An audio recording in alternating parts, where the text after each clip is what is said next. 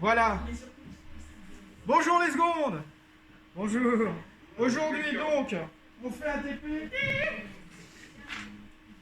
Merci Enrique de cette participation. Par contre, si vous faites des bruits comme ça, je le dirai à l'antenne, hein, comme on dit. Merci Enrique, donc je répète. Aujourd'hui, c'est un TP sur la synthèse de l'acétate de linalyle. Alors, qu'est-ce que ça veut dire tout ça? Synthèse, ça veut dire qu'on va fabriquer une molécule. Fabriquer, c'est-à-dire qu'on va faire une réaction chimique dans ce montage pour fabriquer l'acétate de linalyle qui a la particularité d'être un des principaux composants de l'odeur de lavande, dans la lavande naturelle, d'accord?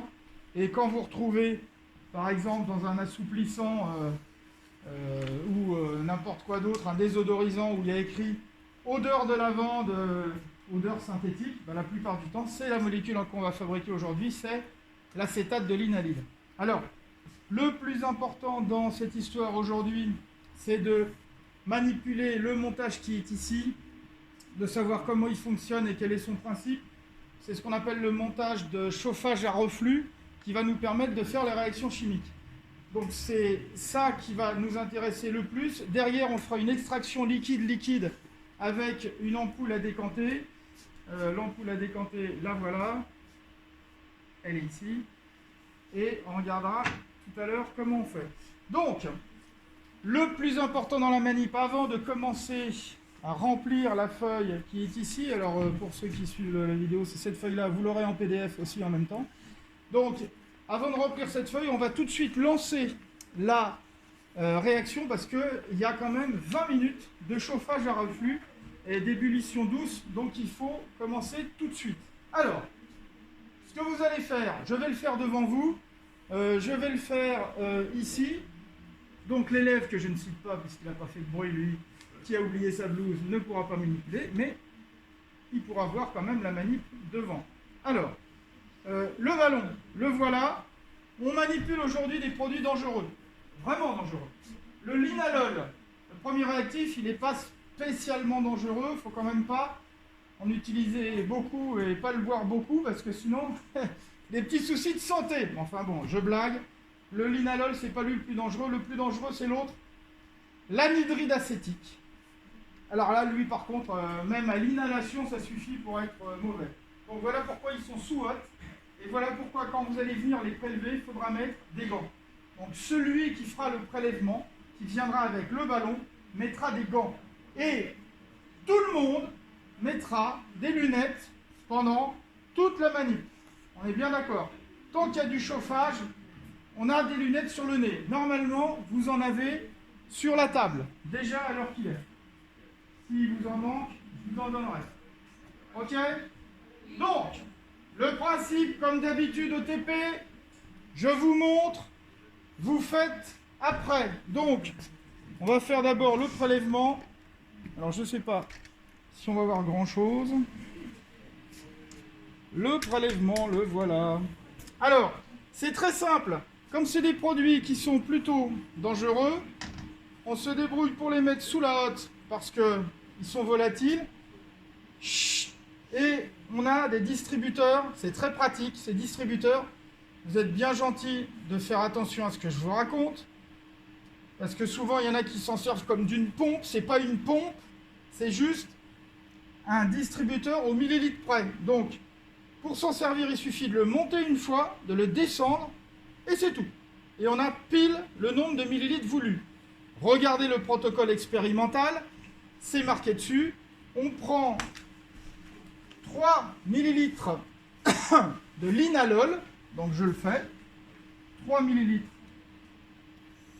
de linalol. Vous avez vu comment j'ai fait? J'ai monté et je descends. C'est tout. L'autre, l'anhydride acétique, le fameux, celui qui est corrosif.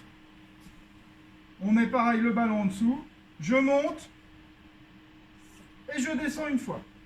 Et on a pile les bonnes quantités. Je rajoute des grains de pierre ponce. Hop.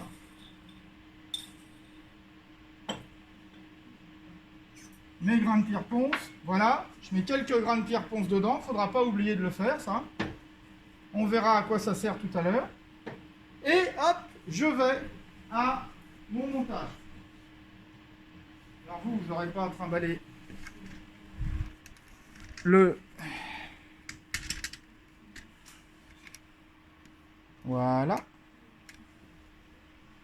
Une fois que je suis là, on ne traîne pas trop. Ça y est, il y en a qui discutent. Ils vont perdre des informations. Donc, je reprends. Une fois qu'on est là, on le met comme ça. Vous avez une petite bague rouge. Vous la serrez. Alors, pas comme une brute, hein. N'est-ce pas, Enrique? On m'écoute.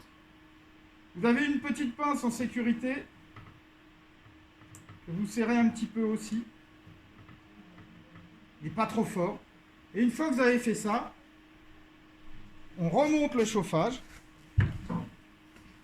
C'est-à-dire qu'on utilise le support élévateur et on va coller le chauffe-ballon en bleu au cul du ballon. Voilà. Une fois qu'on est comme ça, on peut démarrer. Je vois qu'il y en a qui rigolent, mais le cul d'un ballon, ça n'est pas grossier puisque ça s'adresse à un ballon. Je mets à fond. Je mets mon chauffage à fond. Pour chauffer plus rapidement, j'installe un petit peu mon chiffon comme ça. Ça va chauffer plus vite. Et surtout, j'allume l'eau. Alors l'eau, elle part du robinet, elle passe dans le réfrigérant et elle ressort ici. Et pour contrôler le débit, je regarde, voilà. Je ne sais pas si on voit l'image, ouais, on voit l'image. Voilà un débit qui est suffisant pour refroidir une réaction comme celle-là. Et je le laisse là. Et ça va couler pendant toute la manip. On est d'accord? Et ça pendant 20 minutes. Il est 11h25, donc à 45-50, on arrêtera. Mais bien sûr, on n'arrêtera pas tous en même temps parce que vous n'allez pas faire le prélèvement tous en même temps. Donc je fais une petite pause. À tout à l'heure.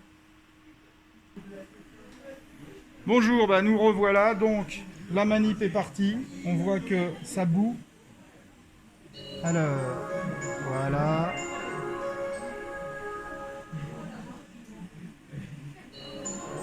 On voit que ça bout et il y a un reflux. Voilà. Donc, hop. Voilà une demi-heure de passé. Il nous reste 1 heure. On est dans les temps. On prend la feuille.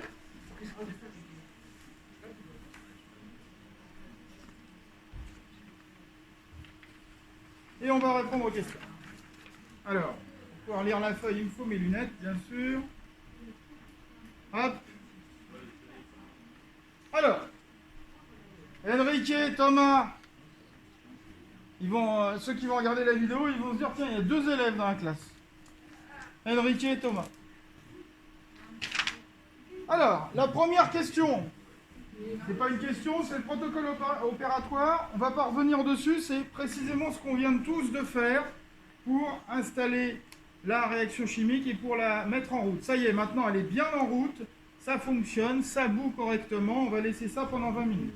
On passe à la deuxième question, et on me demande de légender le schéma.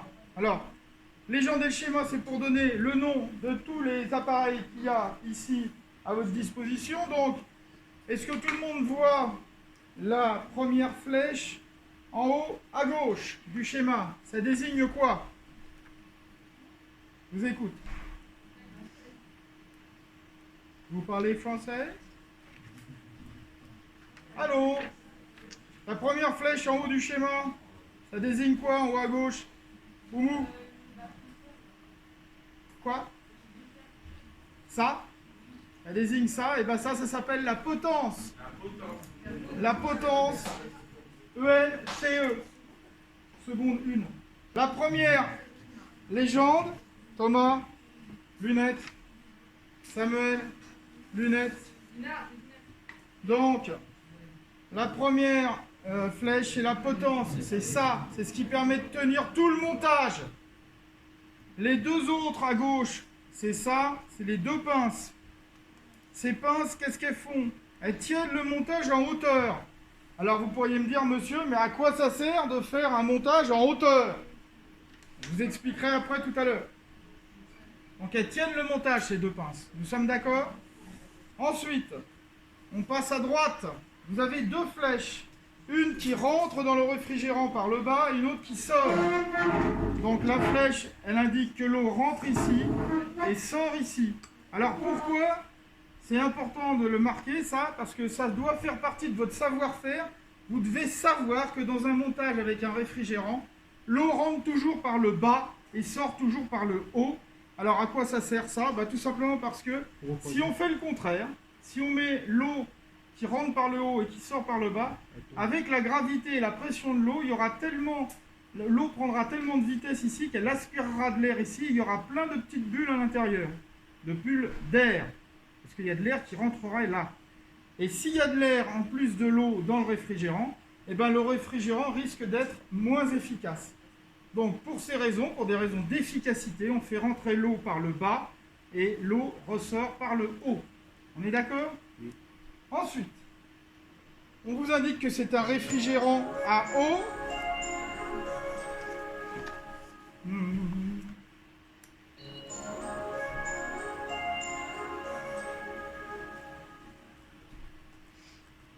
Allez, une troisième parce qu'on aime bien ça. Voilà. Donc, c'est un réfrigérant à eau. Rien d'extraordinaire parce qu'on fait couler de l'eau froide dedans, c'est pour ça qu'il est réfrigéré. Mais on peut même préciser que c'est un réfrigérant à boules, et pour savoir son nom, il suffit de regarder, on voit les boules à l'intérieur. Vous voyez les petites boules là, qu'il y a ici? Il y en a 1, 2, 3, 4, 5. Ok? Oui, je vois que ça plaît au fond de la salle, les boules, je ne sais pas pourquoi, mais bon, pas grave. Bon, alors pourquoi on a mis des boules à l'intérieur? Tout simplement pour augmenter la surface de contact entre les vapeurs qu'il y a à l'intérieur du réfrigérant et le verre. Ce verre est froid. Pourquoi il est froid? Parce qu'il y a de l'eau froide qui passe dedans en continu. Et elle reste froide parce qu'elle est régénérée tout le temps. Donc quand les vapeurs qui montent du ballon arrivent à l'intérieur, elles repassent en phase liquide. D'ailleurs on voit qu'il y a une espèce de buée, et surtout sur la première boule, on voit qu'il y a une espèce de buée qui se forme, ça fait des petites gouttelettes, et le tout, ça retombe ici, et on voit bien les gouttes qui tombent dans le ballon. Donc, le réfrigérant à eau, ici, c'est un réfrigérant à boule. Ensuite, il y a une flèche qui vient vers le haut et qui plonge directement à l'intérieur du ballon. Vous la voyez, la flèche à droite qui vient du haut? Eh bien, elle détermine le mélange réactionnel. C'est ça ce qu'il faut mettre comme légende. C'est mélange réactionnel. C'est noté? Ensuite, vous avez une autre flèche à droite qui tombe pile sur un petit point noir. Est-ce que tout le monde le voit, ça? Qu'est-ce que c'est que ces points noirs? C'est les pierres ponces, bien sûr. Et enfin, non, pas enfin, il y en a encore deux.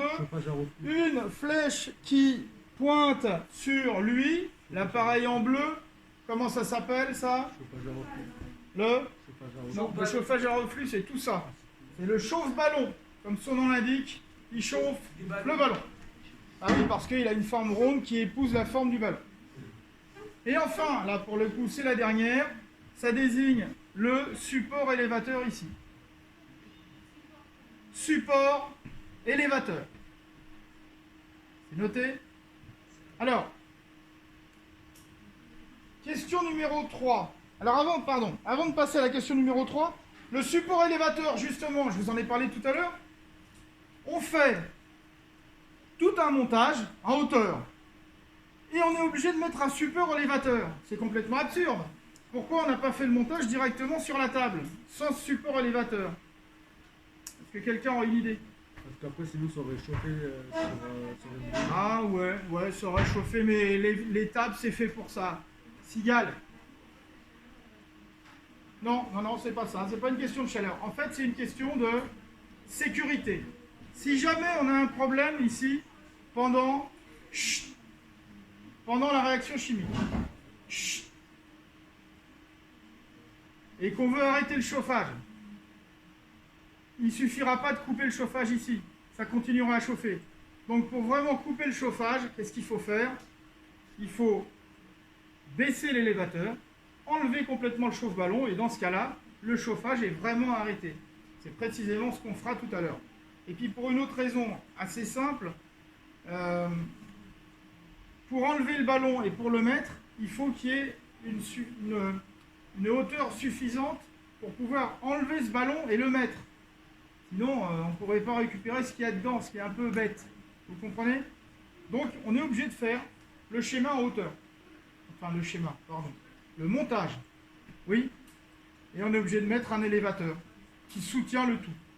Alors, tout ça est quand même fixé avec les pinces. Ici, ça tient. Ce qui fait que quand on baissera tout à l'heure pour arrêter le chauffage, on verra que tout tient grâce aux pinces. Allez, on passe à la question numéro 3. Quel est le rôle des grains de pierre ponce? Est-ce que quelqu'un aurait une idée? Parce que... non. Alors, les pierres ponces, qu'est-ce que c'est? Vous savez ce que c'est, la pierre ponce? Thomas? Alors, ça, à quoi ça sert? Mais qu'est-ce que c'est? C'est de la lave qui a refroidi.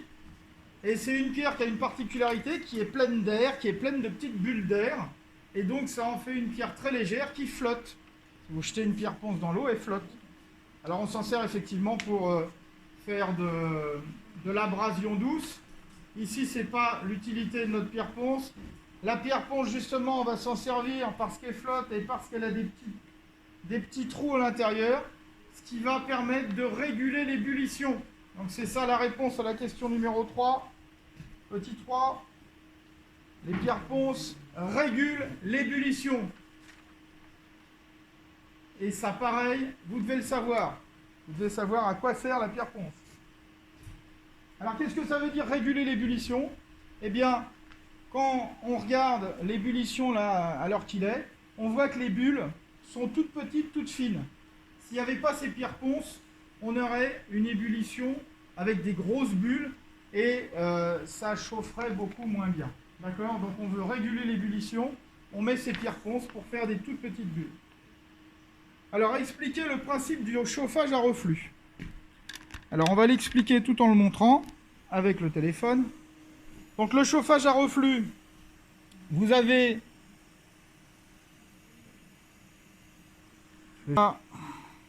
une ébullition douce ici. Quand on regarde, on voit le reflux ici, c'est-à-dire l'eau qui passe dans le réfrigérant refroidit les vapeurs elles partent du ballon, elles montent naturellement dans le ballon et elles vont ici repasser en phase liquide dans le réfrigérant. Et qu'est-ce qui se passe ensuite? Eh bien, une fois qu'elles sont passées encore en phase liquide, par simple gravité, elles retombent dans le ballon. D'ailleurs, si vous regardez le ballon ici, vous apercevez que ça goutte. Regardez votre montage, hein. Ça goutte, ça n'arrête pas de tomber. On voit les gouttes qui tombent dans le ballon. D'accord? C'est de l'humidité. C'est pas de l'humidité, je répète. C'est les vapeurs. C'est à ébullition ici. Ça veut dire que ça change d'état. On passe de l'état liquide à l'état gazeux. C'est des vapeurs.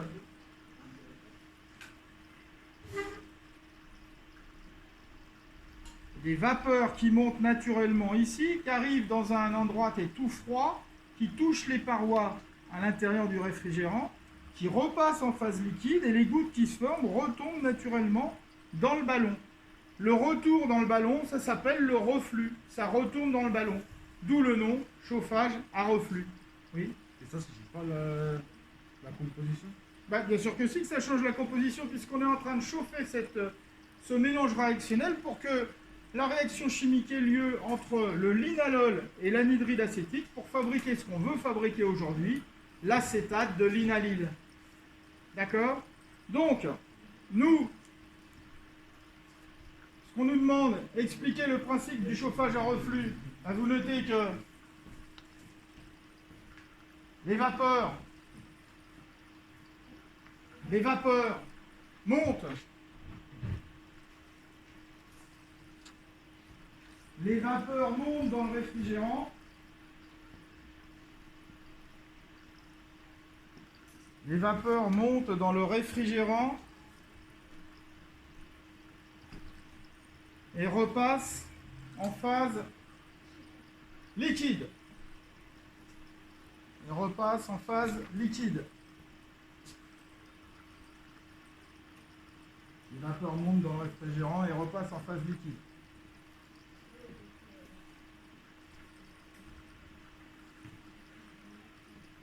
Ce liquide retombe dans le ballon. Ce liquide retombe dans le ballon. 2 points. Le liquide retombe dans le ballon. 2 points. C'est le reflux. C'est le reflux.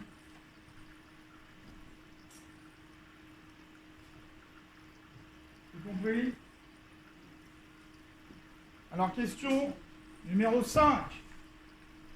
Pourquoi le réfrigérant doit-il rester ouvert à son sommet? Est-ce que quelqu'un a une idée? Je vous écoute. C'est pour une meilleure, pas ventilation, mais un meilleur refroidissement. Non, c'est pas pour un meilleur refroidissement. Thomas? Alors, les vapeurs, elles ne doivent pas s'échapper puisque je viens de décrire le phénomène qui fait qu'elles retombent dans le ballon. Alors, je vais reposer la question différemment. Imaginons maintenant que je bouche ici, si je mets un bouchon ici, que va-t-il se passer? Ça va... je sais pas comment je dis. Personne ne sait. Ça aussi, ça va créer... Imaginons que je mets un bouchon ici, il se passe quoi là? Non, il n'y a pas de fumée. Non plus. Ah bah si je mets un bouchon, ça va boucher. Ça, je suis d'accord avec vous. C'est... Je vous entends pas. Non plus. Alors si je mets un bouchon ici, je peux vous dire que ça explose. C'est clair et net. J'ai pas cru entendre ça. On pourra vérifier avec la vidéo. Ça explose. C'est le principe de la cocotte minute. Sur une cocotte minute, quand vous faites chauffer, il y a une petite soupape de sécurité qui se met à tourner pour évacuer l'excès de vapeur. Si jamais je mets un bouchon ici et qu'il n'y a pas de sécurité, ça explose.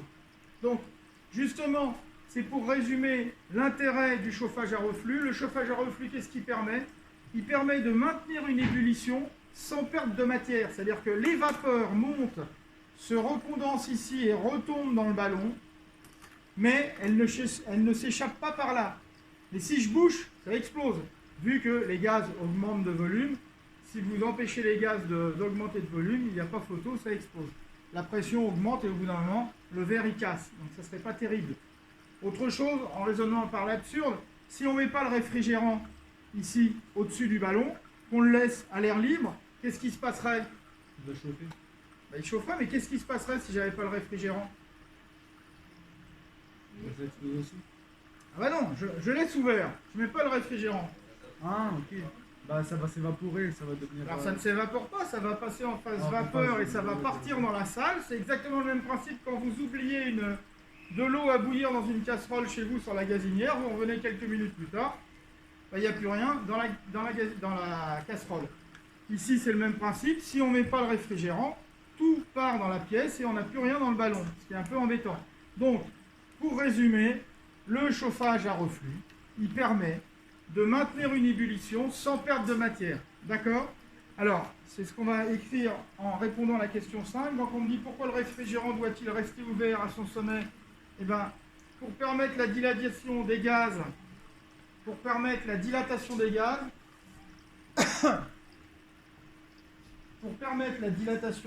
car sinon, on risque l'explosion.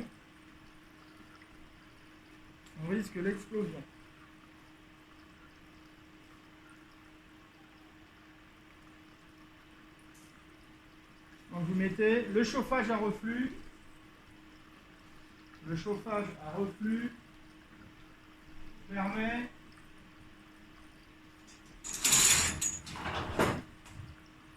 Le chauffage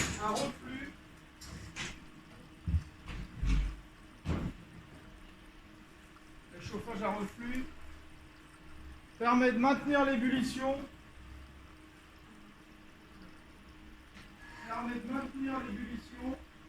Sans perte de matière.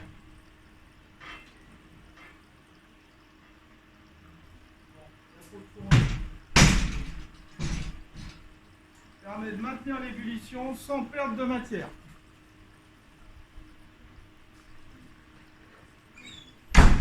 Ok? Alors la question d'après. Que signifie le pictogramme de sécurité de l'anhydride acétique? Le pictogramme, il est sur la première page. Regardez, quelqu'un sait?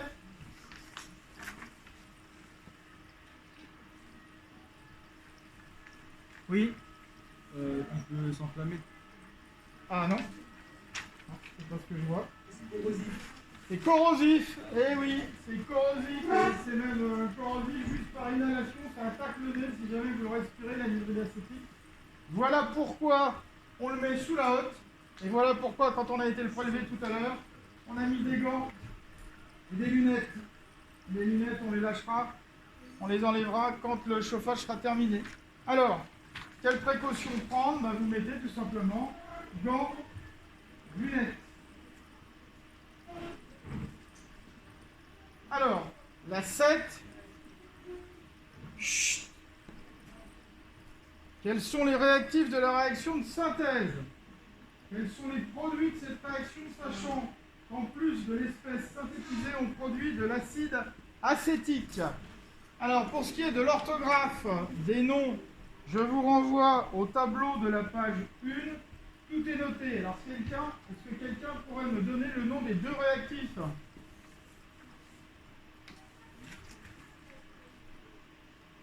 C'est quoi les réactifs ici? Vous vous rappelez de votre collège ou pas? Qu'est-ce que c'est que les réactifs? J'entends pas, Thomas. Ah ben... Non, justement. Faut pas tout mélanger, réactifs et produits. Il y a un vocabulaire précis ici. Donc les réactifs en chimie, c'est ceux qui réagissent. Qu'est-ce qu'on a mis au départ dans notre ballon? Je vous écoute. Oui, alors comment il s'appelle? Vous avez une feuille, en fait, il y a des petits caractères noirs qui forment des mots, c'est formidable. On peut lire ce qu'il y a dessus. Je vous écoute, Enrique. Ouais. Anhydride. Anhydride acétique. C'est celui qui est corrosif. Voilà le premier réactif. Nous sommes d'accord. Le deuxième. Linalol. Le deuxième, c'est le linalol. Donc voilà nos deux premiers réactifs. Vous le notez, c'est la question numéro 7. Donc vous mettez réactif, 2 points. Et vous notez linalol et anhydride. Fabriqué ici, c'est quoi le but de la synthèse? Non? Fabriquer l'acétate de linalyle. Donc voilà notre premier produit, acétate de linalyle. Le deuxième produit, Toaster. Le deuxième produit, c'est quoi? L'acide acétique, comme indiqué dans la question 7. L'acide acétique. Donc on a, je résume, 2 réactifs, 2 produits. Les 2 réactifs, c'est linalol, anhydride acétique, vous l'avez déjà noté. Et les 2 produits, c'est acétate de linalyle et acide acétique. Écrire l'équation de la réaction uniquement avec les noms des espèces chimiques. Alors, c'est très simple, vous allez faire comme au collège, vous avez normalement déjà vu les équations de réaction, vous vous rappelez ou pas? On met à gauche de la flèche les réactifs, à droite de la flèche les produits, et entre les produits et entre les réactifs, on met un plus. Plus pour dire que les réactifs réagissent ensemble. Donc ici, qu'est-ce qu'on a comme réactif? On vient de le noter.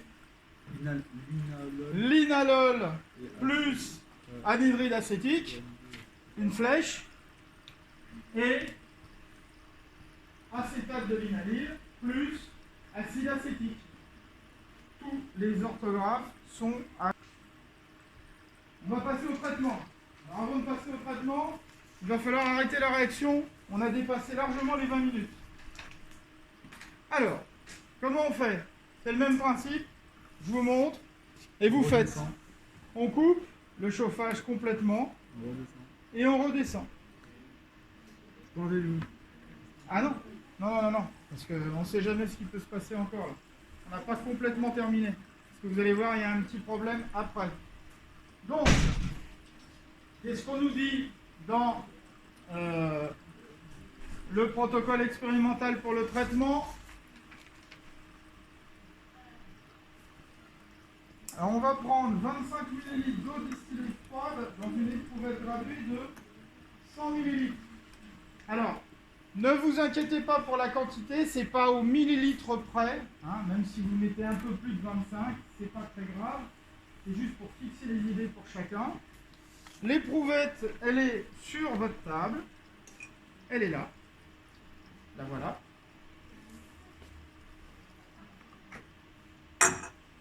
On va prendre l'eau distillée qui est sur votre table aussi et qui est normalement bien froide. Et on en prend 25 ml environ.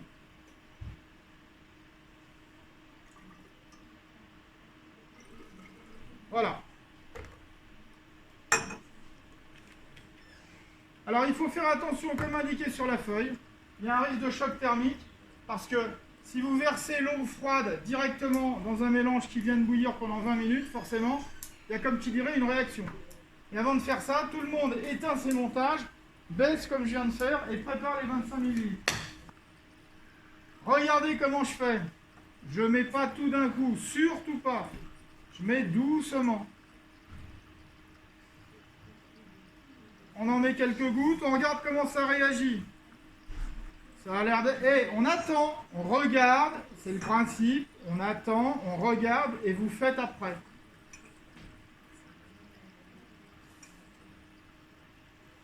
Ça a l'air d'aller. Je recommence. On voit que quand je fais ça, il y a comme qui dirait, comme du blanc qui apparaît, mais en fait c'est, on se retrouve avec deux phases. On a une phase aqueuse, une phase liquide, et une phase aqueuse et une phase organique, pardon. Comme voilà. Vous pouvez rajouter l'eau. Alors, vous regardez, comme d'habitude, vous regardez, vous ferez après. On va maintenant procéder à la récupération de notre produit. Donc, il faut faire attention parce que le but du jeu, c'est de ne pas se brûler. Ça peut être encore chaud. Donc, on met déjà la main dessus, voir, c'est un peu chaud là.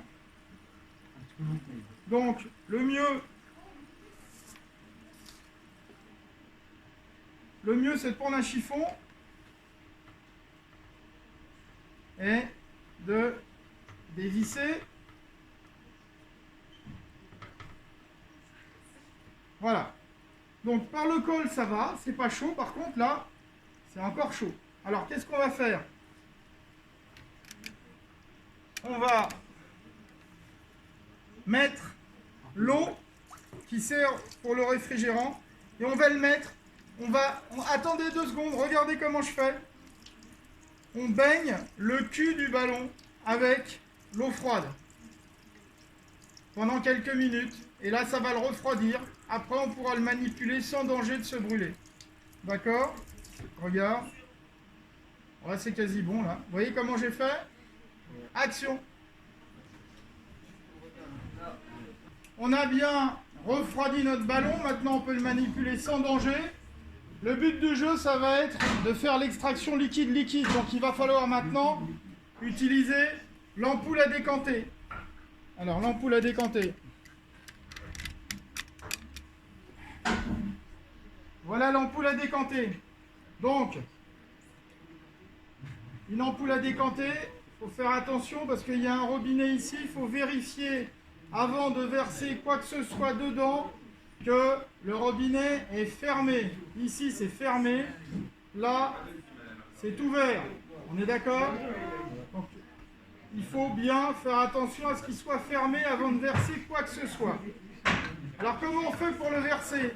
C'est très simple, sauf que il faut faire attention. Là-dedans, il y a des pierres ponces, on ne veut pas les mettre là-dedans. Donc il faut verser pas trop vite. Et surtout à la fin, pour pas que les pierres ponces viennent avec.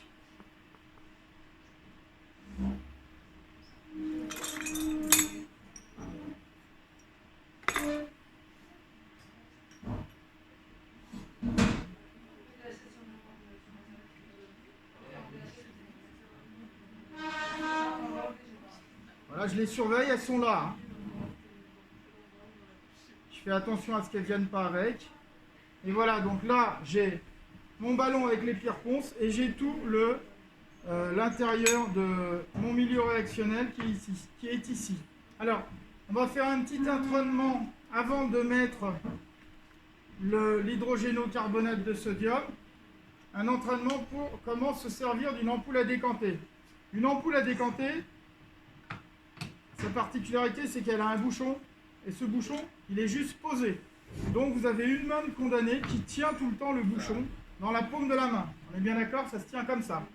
L'ampoule à décanter, on la tient d'une main. De l'autre main, qu'est-ce qu'on fait? On peut manipuler le robinet. Alors comment on fait? Voilà comment on agite une ampoule à décanter. Et très rapidement, toutes les 2 secondes, on dégaze. On agite, on dégaze. On agite, on dégaze. D'accord? C'est ce qu'on fera tout à l'heure, mais il y aura beaucoup de gaz tout à l'heure. On la retourne. Et ici, on laisse les 2 phases se séparer de nouveau. Comment elles se séparent? Tout simplement parce qu'il y a une phase organique, une phase aqueuse. Une phase organique et une phase aqueuse. Et elles vont se séparer naturellement toutes les 2. On va se débarrasser de la phase aqueuse et on gardera la phase organique. Allez, on a fait décanter. Maintenant, bien évidemment, il ne faut pas oublier pour se débarrasser de la phase aqueuse, c'est-à-dire la phase avec l'eau qui est en dessous, il ne faut pas oublier d'enlever le bouchon. On fait couler. Après on boit. Très spirituel. Donc on fait couler jusqu'à... On s'arrête. Vous voyez la phase jaune qui est ici, c'est notre phase aqueuse. Pardon, notre phase organique qu'on veut récupérer. C'est elle qui nous intéresse. C'est elle qui contient l'acétate de linalyle qu'on a fabriqué ce matin. On en fait peu.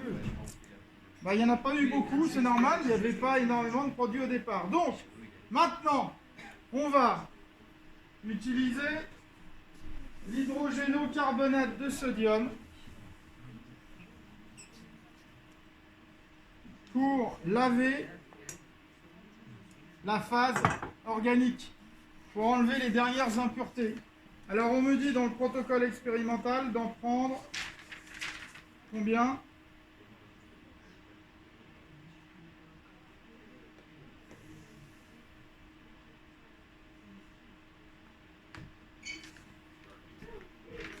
Bon, sans les lunettes, ça ne le fait pas.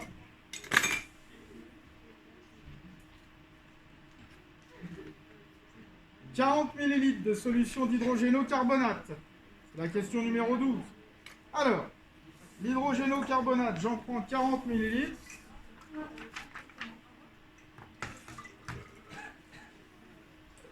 Pendant ce temps-là, vous préparez votre éprouvette, vous le mettez en bout de table. Je vais venir vous distribuer l'hydrogénocarbonate.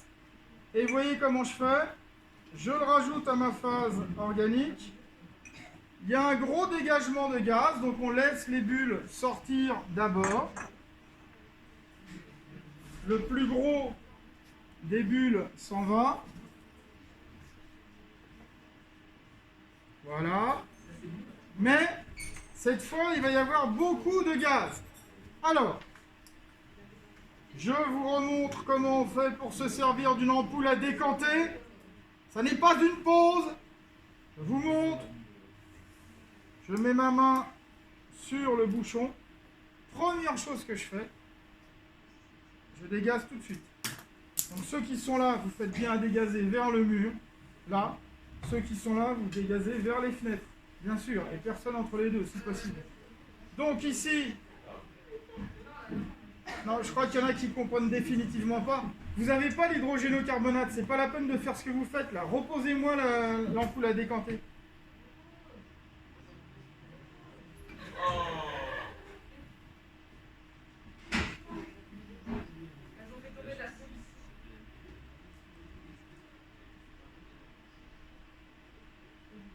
On referme le robinet et on repose l'ampoule. Allô? Ouh. Je pense qu'on va pas le temps de Aïe aïe aïe. On va mettre une- Donc, ici, il y a beaucoup de gaz. Il faut dégazer tout de suite. J'agite, je dégaze. J'agite, je dégaze. Toutes les 2 secondes. Hein. Sinon, Bah, sinon, ça sort par là. Voilà, c'est tout dans votre main, ah ouais, ça presse. tout simplement.